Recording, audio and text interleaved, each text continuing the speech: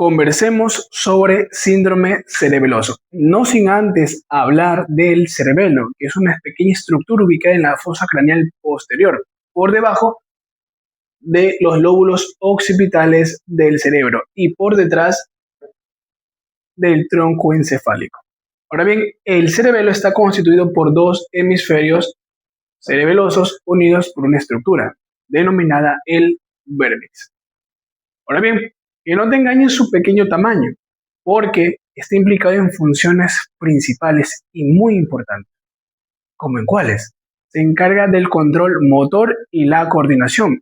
También está implicada en la fuerza y la velocidad de ciertos movimientos específicos en acciones determinadas. También del tono muscular, la correcta postura, equilibrio y el control de la marcha.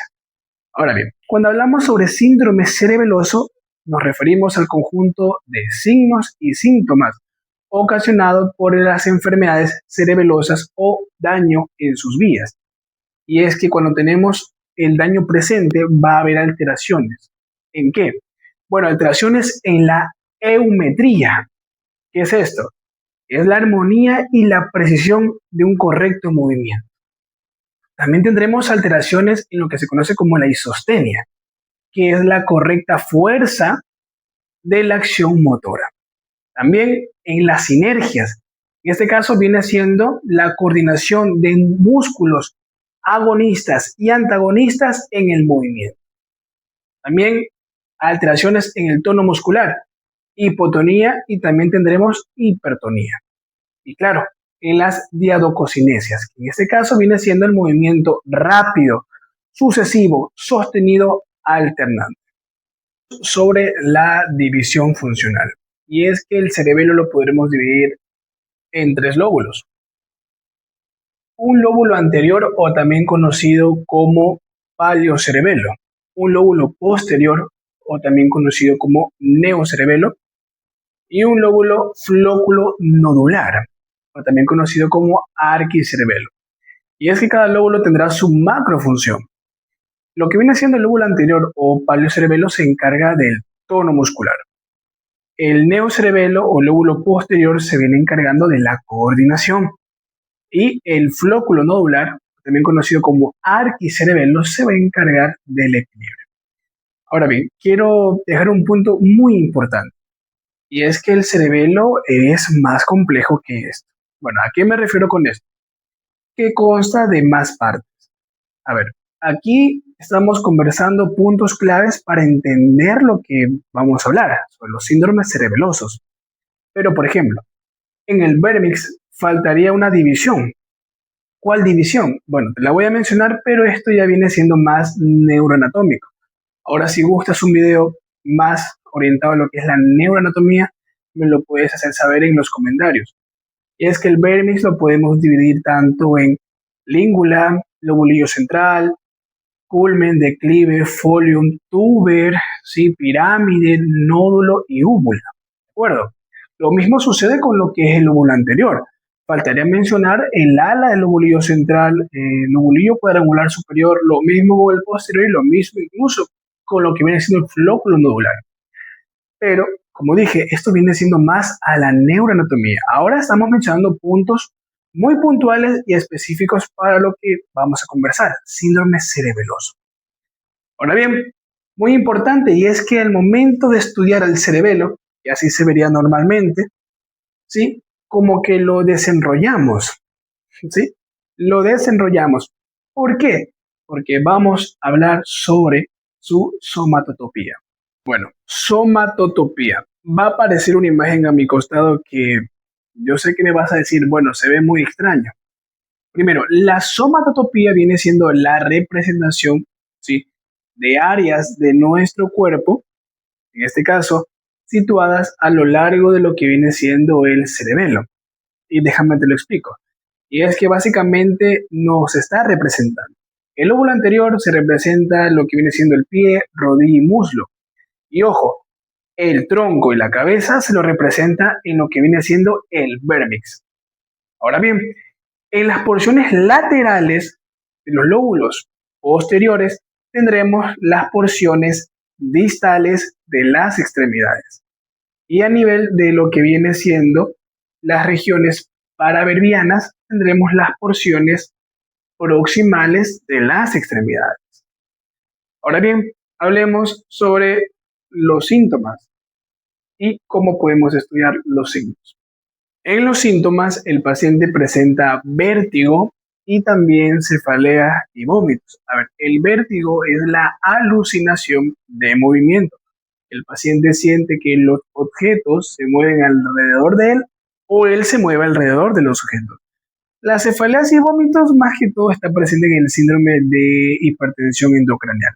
Ahora bien, cuando estamos ante un paciente con sospecha de síndrome cerebeloso, lo podremos evaluar siempre y cuando hagamos una clasificación de trastornos activos, pasivos y estáticos. Ahora bien, en los activos podremos observar al paciente con una marcha ebria. ¿Qué es esto? Bueno, tendremos una ataxia de tronco, cabeza y tronco estarán oscilando lateralmente, ¿sí? Un desequilibrio axial. También el paciente presenta una caminata en zig-zag. Y último y no menos importante, también tendremos que va a haber un aumento de la base de sustentación. Va a tener pasos anchos y amplios. Ahora bien, también tenemos las asinergias y lo que viene siendo las disdiadococinesias o la adiadococinesia. ¿Sí? Recordemos que el prefijo dis es dificultad y el prefijo a es sin. ¿De acuerdo? Ahora bien, también tendremos las dismetrías, ¿ok? Y sobre todo, tenemos un temblor cinético, no en reposo. El temblor es cinético al empezar una acción y se acentúa al momento de culminarla o cancelarla. Y sobre todo, algo muy característico es que tendremos un reflejo patelar demasiado extenso. Lo normal es hacer el reflejo y que pare, que es ese. Pero en un paciente con síndrome cerebeloso, este quedará oscilando más de lo normal. Se menciona que incluso de 3 a 5 veces. Dejar un punto bien en claro, y es que en los trastornos activos, el paciente realiza su propio movimiento. En cambio, en los trastornos pasivos, el examinador, en este caso el médico, va a imprimir estos movimientos por el paciente. ¿De acuerdo? Ahora bien, hay un término conocido como lo que es la braditeleocinesia o descomposición del movimiento. Y es que no existe una coordinación de muñeca, codo y hombro. Y esto que acabé de mencionar está presente en los trastornos activos.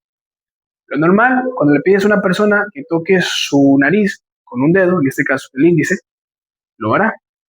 Pero en una persona con síndrome cerebeloso, voy a hacer una pequeña simulación, tendríamos una descoordinación. En este caso tendríamos esto. ¿De acuerdo? Ahora bien, en los trastornos pasivos tendremos dos pruebas muy importantes, la de Andrew Thomas y la de Stuart Holmes. La de Andrew Thomas se basa principalmente en que el examinador, el médico, ¿sí?, se ponga detrás del paciente. En este caso se menciona en la literatura que las manos las ponga en los hombros y produzca este movimiento, que haga que haya movimientos oscilatorios tanto de derecha a izquierda. Y vamos a ver un balance en los brazos. Si en este caso hay una hipertonía, este balanceo va a estar rígido. Y si hay una hipotonía, este balanceo va a estar sumamente exagerado. Ahora, la prueba de Stuart Holmes básicamente trata de que le decimos al paciente que por favor flexione su antebrazo. Y el médico, ¿sí?, cogerá y hará resistencia. Y sin avisar, lo soltará. Lo normal es que se detenga, ¿sí? Lo anormal, en este caso, la enfermedad como tal, hará que no se detenga, ¿sí?, y exista un rebote. Hablaríamos sobre los trastornos estáticos y tenemos la astasia.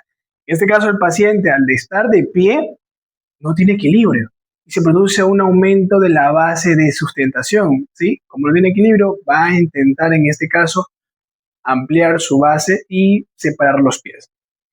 Ahora bien, también tendremos la presencia de las desviaciones. Tenemos una antropulsión, una retropulsión y una lateropulsión. El temblor es cinético, no olvidarse de esto. Y muy importante es que tendremos otros trastornos. Trastornos del lenguaje, disartria, y también tendremos disprosodia, un habla sin acentuación, anomia, y también tendremos trastornos en la escritura, como es el caso de la megalografía, por dismetría. Ahora bien, si presentas alguno de estos síntomas, incluso signos, por favor, no te automediques y acude a tu médico. ¿De acuerdo?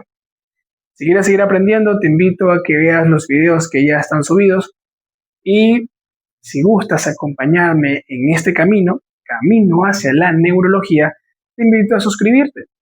Y claro, si tienes alguna crítica constructiva, dejarlo en los comentarios y darle a la campanita, tolón, tolón, para que no te pierdas de ningún otro video. Muchas gracias.